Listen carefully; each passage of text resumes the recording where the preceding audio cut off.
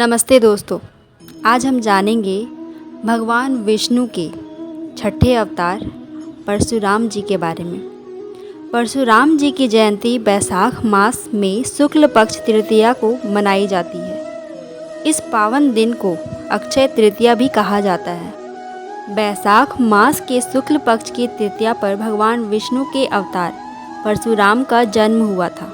भगवान परशुराम भार्गव वंश में जन्मे भगवान विष्णु के छठे अवतार थे। उनका जन्म त्रेता युग में हुआ था। माना जाता है कि इस दिन किया गया दान पुण्य कभी क्षय नहीं होता। अक्षय तृतीया के दिन जन्म लेने के कारण ही भगवान परशुराम की शक्ति भी अक्षय थी।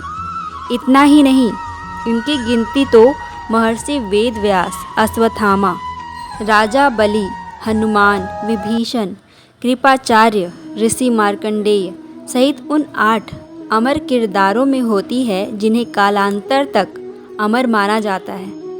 उनके पिता का नाम जमदग्नि और माता का नाम रेणुका था। पौराणिक ग्रंथों में वर्णित है कि भगवान परशुराम अत्यंत क्रोधी स्वभाव के थे। इनके क्रोध से देवी देवता भी थर थर काँपते थे।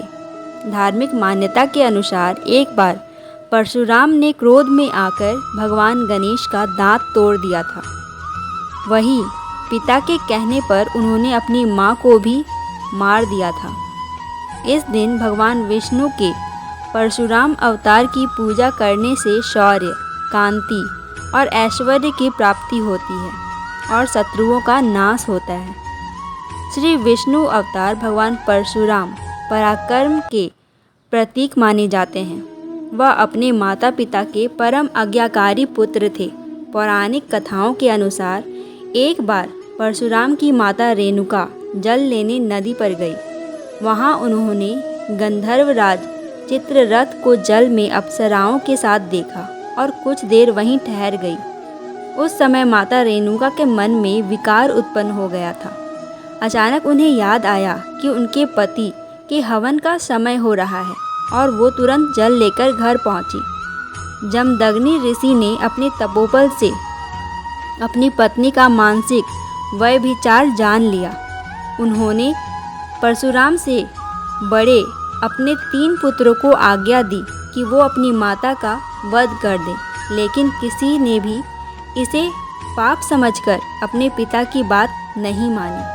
अंत में ऋषि ने परशुराम को अपनी माता का वध करने की आज्ञा दी। साथ ही उन्होंने कहा कि अपने भाइयों का भी वध कर दो, क्योंकि इन्होंने मेरी आज्ञा का पालन नहीं किया। परशुराम ने पिता की आज्ञा का पालन करते हुए अपनी माता और भाइयों का वध कर दिया। पुत्र की पितृभक्ति देख जमदग्नि ऋषि प्रसन्न हुए और उन्होंने परशुराम से वर मांगने को कहा। परशुराम अपने पिता का तपोबल जानते थे। उन्होंने अपने पिता से अपनी माँ और भाइयों को पुनर्जीवित करने का वरदान मांगा। उन्होंने पिता से मांगा कि उनकी माँ और भाई ऐसे जीवित हो जैसे कि निद्रा से जागे हों और उन्हें इस बात का स्मरण ना रहे कि मैंने उन्हें मारा था। जमदग्नि ऋषि को तपोबल से ऐसा ही हुआ। पुत्र की तीव्र बुद्धि को देख ऋषि ने उन्हें ख्याति और अस्त्र शस्त्र में निपुणता का भी वरदान दिया। श्री कल्कि पुराण के अनुसार अभी भगवान विष्णु के अंतिम अवतार कल्कि का होना शेष है, जिनके युद्ध कला के गुरु होंगे भगवान परशुराम। हिंदू पौराणिक गाथाओं में उल्लेख है कि भगवान परशुराम ने ही सहस्त्रार्जुन जैसे घमंडी राजा का वध किया था। कहा जाता है कि महर्षि जमदग्नि ने 4 पुत्र थे, उनमें से परशुराम चौथे थे।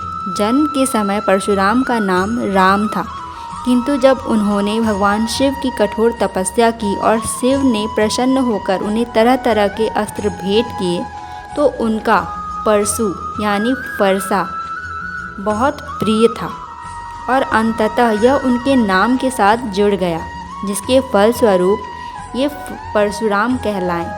परशुराम जी ने 21 बार इस पृथ्वी को क्षत्रियों से विहीन किया, ऐसी मान्यता है। इस कथा के अनुसार हेहय वंश के राजा सहस्त्रार्जुन ने घोर तपस्या की और भगवान दत्तात्रेय को प्रसन्न कर लिया। भगवान दत्तात्रेय ने उसे 1000 भुजाएं और युद्ध में अपराजित होने का वरदान दे दिया। एक बार राजा सहस्त्रार्जुन वन में आखेट करता हुआ अपनी सेना के साथ ऋषि जमदग्नि के आश्रम पहुंचा। वहां उसने ऋषि की कामधेनु गाय को देखा तो उसने बलपूर्वक उसे जमदग्नि से छीन ले गया। इस बात का पता जब भगवान परशुराम को चला तो उन्होंने सहस्त्रार्जुन को युद्ध के लिए ललकारा और उसकी सभी भुजाओं को अपने फरसे से काट डाला और उसका वध कर दिया। सहस्त्रार्जुन के पुत्रों ने इसका प्रतिशोध लेने के लिए परशुराम जी की अनुपस्थिति में महर्षि जमदग्नि के आश्रम पर आक्रमण कर दिया और जमदग्नि की हत्या कर दी। परशुराम की माता ने जब ये सब देखा तो वो भी अपने पति के साथ सती हो गई। कुपित परशुराम ने हेहय राजा के महिष्मती नगर पर आक्रमण कर सभी क्षत्रियों का विनाश कर दिया। अपने क्रोध को शांत करने के लिए उन्होंने इस पृथ्वी को 21 बार क्षत्रिय विहीन किया।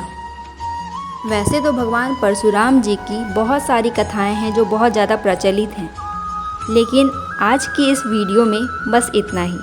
आपको ये कहानी कैसी लगी मुझे कमेंट करके ज़रूर बताएं और अगर आपको ये वीडियो पसंद आई हो तो इसे लाइक करके अपने दोस्तों के साथ शेयर करना ना भूलें और मेरे चैनल को भी जल्दी से सब्सक्राइब करके बेल आइकन को भी जल्दी से दबा लें। धन्यवाद।